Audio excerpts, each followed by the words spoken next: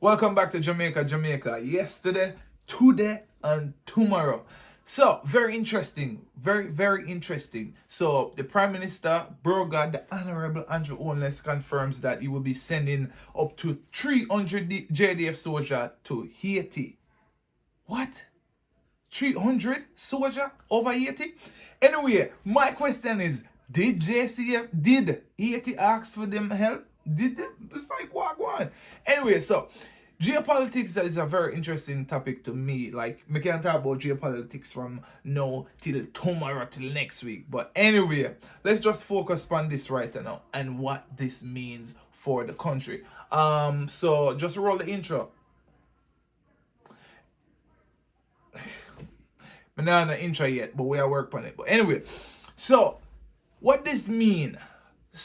It's a very interesting topic because me I follow this topic ever since he announced. I feel like we open at the year when them in a talk say them would actually commit troops to Haiti and everything. It one thing where kind of where stick out to me is that this confirmation to send the troops came right after the JCF report come out with the crime numbers in Jamaica. And I think of course me do a video on it yesterday where we have the crime rate down 11%, and it was right after the JCF released them numbers there. The Prime Minister said, all right, cool, we're gonna send up to 300 troops to Haiti to help with the crime situation.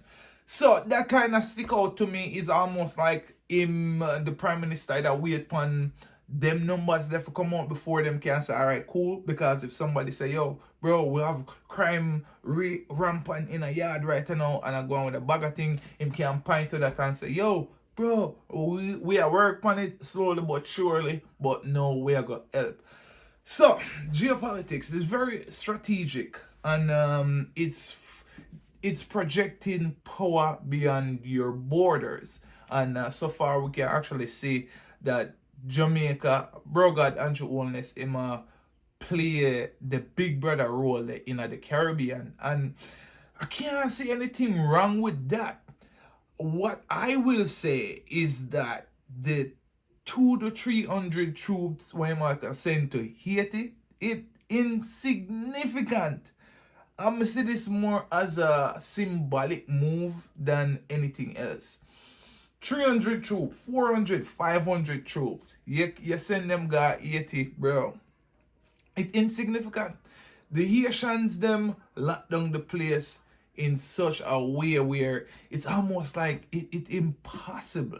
It's almost like impossible for really fix that issue. In addition to committing troops, we also see the Prime Minister appeal to the UN, appeal to France for humanitarian aid. So him kind of lead that charge in the Caribbean. I say, yo, Haiti, them need some money, them need some food, and them need all kind of stuff, you see me? Him really play the big brother role there. And who knows what the goal is? Is he trying to be the top dog of the Caribbean, or him just looking out for a neighbor?